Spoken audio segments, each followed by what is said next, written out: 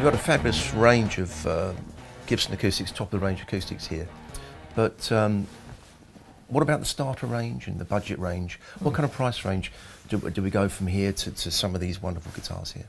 Okay, well, one of the things we're really concerned about here is that if you walk in, we will have a guitar for you. If you want to spend 50 quid, if you want to spend 20 grand, we will have a guitar that you like. So we're really concerned that we're not viewed as an elitist shop, although we have a lot of good guitars.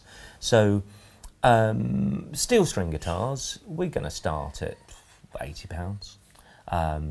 We're going to go up to, at the moment, probably about £6,000 or £7,000. The majority of the stock we sell is between £500 and £2,000. That's where the big sales are. But having said that, there's a guitar we sell at 159 quid. Aria built it for us. It's like an exclusive instrument. Sells like hotcakes. Wonderful, wonderful instrument. We're main agents for Tanglewood. They sell very well in the mid-range. We've just had these guitars in from the Czech Republic, Furch guitars, mind-blowing guitars. And then Gibson started at about 1,200 and sky's the limit. And of course the Epiphone range of guitars, the sister company to Gibson, that over the years have developed more and more copies, if you like, of the more expensive Gibson brands, which I think probably helps to really encourage people to move from starting off in a much cheaper model, and then eventually, hopefully, I guess in their later on in life, being able to afford the real deal, which we see behind us.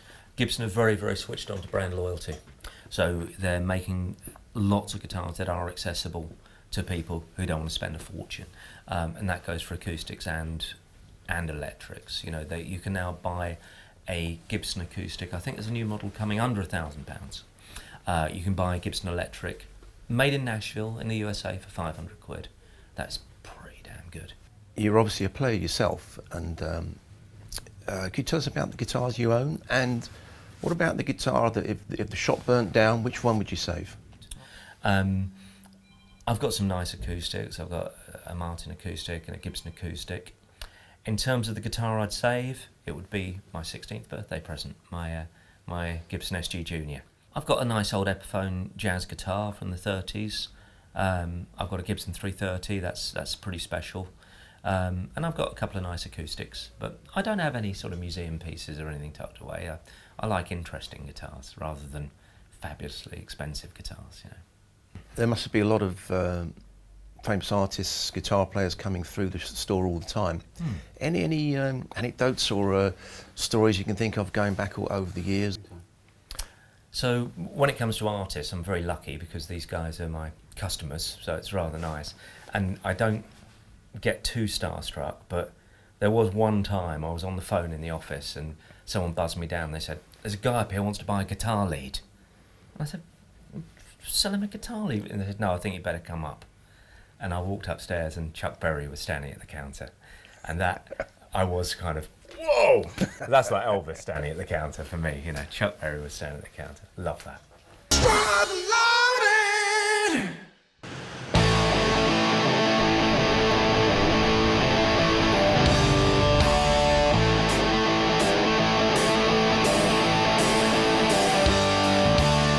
Oh, Randy's death was particularly tragic, I felt, because he was, in my view, probably the greatest new rock guitarist to emerge at that time. He could have been, if he'd lived, if he hadn't died, he would have been up there with the gods, because he was such a brilliantly creative player. The tragedy of it was, of course, in Blizzard of Oz, Randy was, to me, compared to Ozzy was the one. It was Ozzy's band, and Ozzy was a huge personality. And Randy was this very quiet, modest guy from California, quite frail as well. You didn't really think much of him. And when I saw him the first time play in New York, absolutely blew me away. He was just this demon, a fantastic guitarist. Didn't really party as much as Ozzy, certainly not to that degree. He wasn't even he had a fear of flying, so I was amazed he even went up in a plane. But Blizzard of Oz made a huge impact in America, and in the second year, I'd just been out with them on the second tour, US tour. I'd left them behind, I'd done the interview with Randy. Days later, Randy was somehow, for some reason, up in a little private aircraft, and they were buzzing the tour bus. The tour bus had Ozzy, Sharon, and Rudy, the bassist, in the bus. I think there are different reasons why it happens. There were suggestions that the pilot was high on Charlie or whatever reason it was. They buzzed that plane 4 times. So they buzzed the coach 4 times, and on the 4th buzzing, the 4th time they came into it, that's when they clipped the wing, and it killed them. And it's hard to even now to get your head around what a great loss that was. Ozzy was devastated. Sharon was devastated because she was a lot closer to Randy than Ozzy knew. But just in terms of business terms, just in terms of rock terms, it was a tremendous loss, because this was a guy at the peak of his powers. I think he was a guitar teacher. And I think he said to me that it was actually in the teaching of the guitar that he'd come to realise how much he was putting into it. He actually started putting more into it because he was teaching it, and he was a classically trained guitarist. I can remember now sitting in his hotel room, and he just picked up an acoustic guitar and started playing this amazing stuff for me. And yet he also was a very versatile guitarist. He was a very versatile guitarist. He could be fluent if you wanted him to be fluent. He could be frenetic if you wanted him to be frenetic. Inventive. He wasn't just a repetitive clone of other people. He was actually thinking things out for himself. He was developing that guitar sound, and I think you can hear that certainly on Crazy Train, but you can you know that had he gone on, and he spoke to me at length about wanting to do a solo album the following year, had he gone on, he would have created some really beautiful music. I saw Iron Maiden early on, and although we weren't supposed to like heavy metal, that was part of the thing about being a punk. To me, they had a lot of punk energy. There's a lot of things about Iron Maiden that I related to. Firstly, of course, they were from the East End, and they had a lot of a big following. They had a very rowdy, fast style of music. They wrote great songs, very catchy, and it was hard not to like them. In fact, they weren't like the old plodding dinosaurs. They were, in some ways, reinventing the form, but they were doing it parallel to punk. They weren't post-punk, as some people said. In fact, they started before punk, and it was just a coincidence that it all happened at the same time. If you met Davey Murray and Adrian Smith, normally you think, oh, what nice guys they are, very quiet guys. But in drink on these tours, they became monstrous people. Davey Murray became a character called Nobby Tart, which I think is self-explanatory, whereas Adrian became Melvin, and they just turned into these creatures of the night who were party animals. I remember being out in Florida with them, and I was sitting there having a drink, and everything was lovely, and I heard this banging noise, a persistent thumping, bang, bang, bang, and someone shouting. I thought, oh, I am a journalist, I'll go and have a look at this. And it was the tour manager, Warren, trying to break into Davey's room, because everyone was getting ready to go.